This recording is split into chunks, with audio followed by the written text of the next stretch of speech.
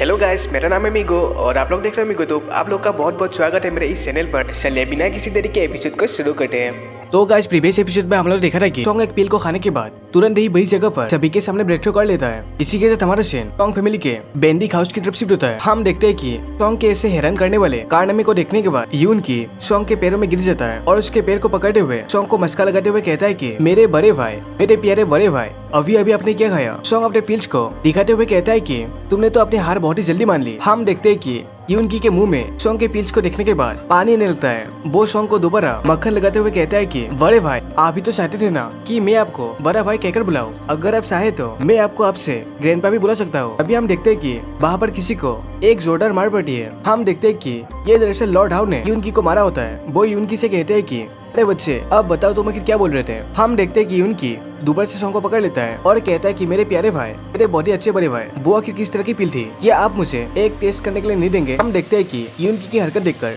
उसकी माँ मैडम ही शर्मिंदा हो जाती है और सॉन्ग के बाकी अंश भी हंसने लगते हैं। तभी हम देखते हैं कि सॉन्ग के पास आन जिया होती है। वो कहती है कि सॉन्ग यून जियांग, तुम्हारे हाथ में जो बोतल है वो तो शायद से लेजेंडरी 5 स्टार पिल आर्ट स्पिरिट पिल है ना। उसकी बातें सुनने के बाद मिसेस सिंह हैरानी के साथ कहते हैं कि क्या 5 स्टार का पिल, ये भला कैसे पॉसिबल है। मैडम ही भी कहती है कि इस तरह की ट्रेजर तो त्यान किंगडम के रॉयल फैमिलीज के पास भी नहीं होंगी। इसी के साथ हमारा सीन लॉर्ड हाउ की तरफ शिफ्ट होता है, जो सॉन्ग को देखते हुए सोचता है कि अगर सॉन्ग के इस बात से ही तुम सभी इतने से शॉक्ड हो चुके हो, तब तो तुम्हें इसके बारे में कुछ भी पता नहीं। तभी मैडम ही सोचती है कि 5 स्टार की पिल, क्या ये सच में एक 5 स्टार का पिल है। मैंने सुना है कि हमारे पूरी फैमिली के पास बस एक ही 5 स्टार पिल है, जो 100 सालों से एक जनरेशन से दूसरे जनरेशन तक पास हो रही है। तभी हम मिसेस सेंग को भी देखते हैं। वो भी सॉन्ग की तरफ देखते हुए सोचती है कि मैंने सुना था कि होंग सेम्बर को इसी अननोन एल्केमिस्ट ने रिसेंटली ही बहुत ज्यादा फेवर की थी और कुछ ही दिन पहले उन्होंने 3 स्टार के बहुत सारे पिल्स को ऑक्शन किया था, जिनकी कीमत तो बहुत ही ज्यादा थी। और इस बच्चे सॉन्ग यूनजंग के हाथों में जो ये पिल्स का बोतल है, मैं तो इसके कीमत के बारे में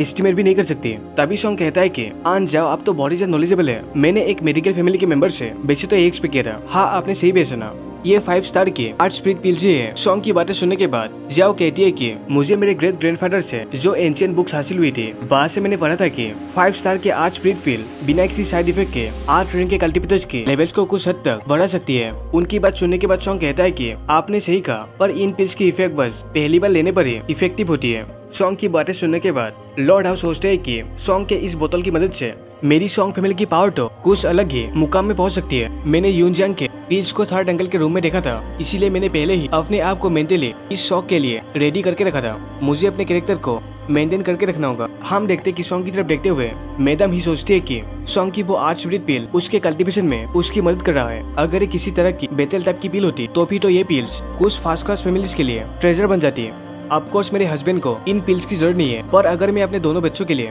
एक एक पिल सॉन्ग से ले पाई तो भला इसमें प्रॉब्लम ही क्या है। चाहे इसके लिए मुझे सॉन्ग से मिनती क्यों ना करना पड़े। और वैसे भी हमने सॉन्ग यूनजंग से बहुत सालों से बुरी तरह से ट्रीट नहीं किया। हाँ, मानता हूँ कि मैं उसके कुछ ज्यादा क्लोज भी नहीं। अगर अब से मैं उससे और भी ज्यादा अच्छी तरह से बात करना स्टार्ट कर दूं, शायद से वो मुझे लालची समझ सकता है। तो भला अब मैं क्या करूँ। दूसरी तरफ हम देखते हैं कि मिसेस सेंग सॉन्ग को खींचते हुए कहती है कि फटीजे सॉन्ग यून जियांग, मेरे साथ चलो, साथ में बैठकर बातें करते हैं। सॉन्ग ऑकवर्ड होते हुए कहता है कि आंट आपका बहुत बहुत शुक्रिया। हम देखते हैं कि मैडम ही यूनकी से कहती है कि यूनकी, अभी तुम अपने बड़े भाई से रूडली बात कर रहे थे, क्यों ना तुम अपने बड़े भाई से माफी मांगने के लिए उनको चाय क्यों नहीं पिलाते।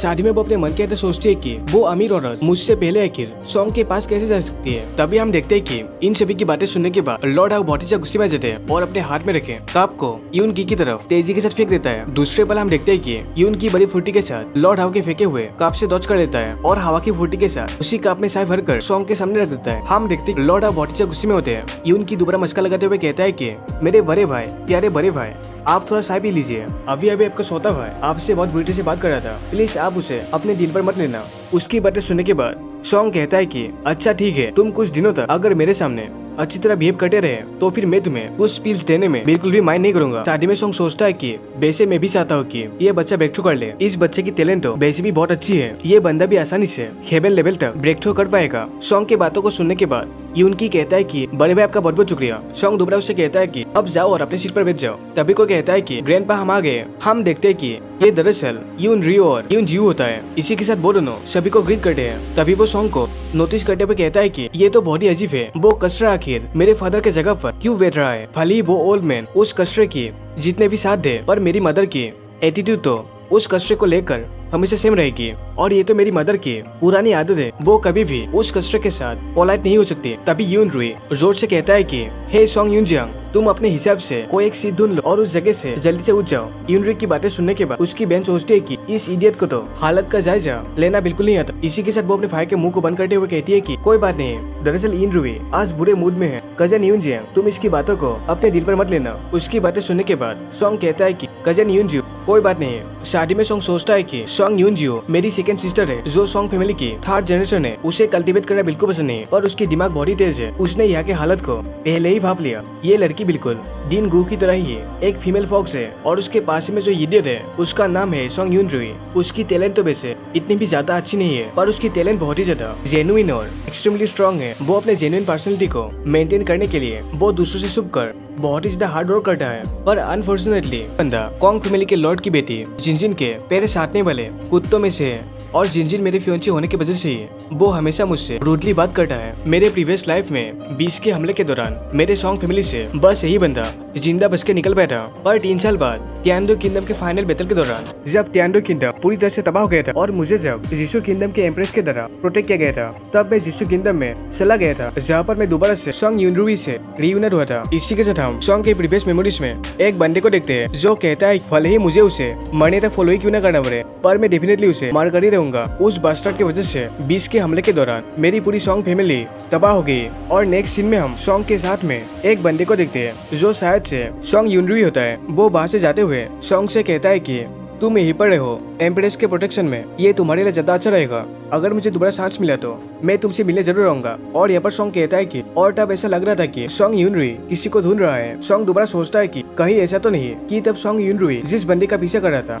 वो शायद से 20 के हमले से रिलेटेड हो। कहीं ऐसा तो नहीं कि वो बंदा हमारे सॉन्ग फैमिली के ब्लड से ही हो। वो गद्दार आखिर कौन हो सकता है। इसी के साथ हमारा सीन यून जिन की तरफ शिफ्ट होता है। वो बिना किसी इमोशन के साथ कहती है कि हे सॉन्ग यूनजियांग। शादी में वो सोचती है कि अगर मैंने अपने आंखों से नहीं देखा होता तो फिर मैं तो ये कभी बिलीव ही नहीं करती कि यूनिंग सिटी को बचाने वाला वो हीरो ये बच्चा ही है। गॉड लेवल 20 को फेस करते टाइम भी ये बंदा इतना ज्यादा शांत था और अपनी सूझबूझ से हम सभी को बाहर से बचकर निकलने में मदद की। देखने में लगता है कि मुझे तो शायद से अब तक इस बच्चे के बारे में कुछ भी पता ही नहीं था। तभी सॉन्ग कहता है कि हेलो बड़ी बहन, आप कैसी हो। शादी में सॉन्ग सोचता है कि ये सॉन्ग यूनजिन है जो मेरे फर्स्ट अंकल की बेटी है। इस बंदी ने सिलोन आर्मी को फॉर्म किया था जिसमें सभी सोल्जर्स फीमेल है। पर देखने में लगता है कि यूनजिन को कुछ फाइनेंशियल प्रॉब्लम्स का सामना करना पड़ रहा है। शादी में वो दूसरों से मदद लेने से बहुत ज्यादा कतराती भी है। तभी सॉन्ग कहता है कि बाय द वे बड़ी बहन यूनजिन, आपका बहुत बहुत शुक्रिया मुझे लाने के लिए, आपने शिप्स को भेजा था। सॉन्ग की बातें सुनने के बाद यूनजिन कहती है कि कोई बात नहीं,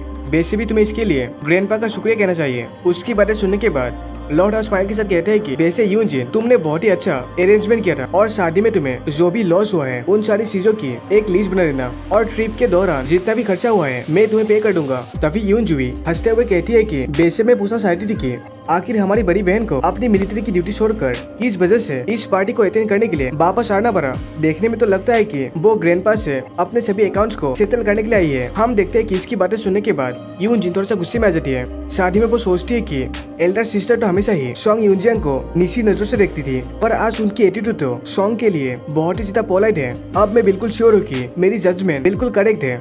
इस सॉन्ग यूनजियांग ने जरूरी बहुत ही कमाल की प्रोग्रेस की होगी। तभी लॉर्ड हाउ की बातें सुनने के बाद सॉन्ग यूनजियांग स्माइल के साथ कहता है कि वैसे ओल्ड मैन, अगर आप फी को पे करना नहीं चाहते तो फिर मैं आपके बदले में यूनजिन को उसके सारे पैसे दे दूंगा। सॉन्ग की बातें सुनने के बाद लॉर्ड हाउ स्माइल के साथ कहते हैं कि अच्छा ठीक है, वैसे भी मैंने सुना है कि इस बच्चे ने बहुत सारे पैसे कमाए हैं, इसीलिए कुछ मिलियन पैसे देने से तुम्हें कुछ भी फर्क नहीं पड़ना चाहिए। उनकी बातें सुनने के बाद सॉन्ग हंसते हुए कहता है कि ये सारी मेरी मेहनत की पैसे है जिसे मैंने बहुत ही ज्यादा फिजिकल लेबर करके कमाया है। शादी में सॉन्ग सोचता है कि मैंने जितने भी पैसे कमाए हैं वो बहुत ही जल्दी जल्दी खर्च हो रहे हैं और वैसे भी मेरे पास तो इतने भी ज्यादा पैसे नहीं है ना। तभी पापा को कहता है कि लॉर्ड हाउ फोर्ट मास्टर और मिस जियासु की है।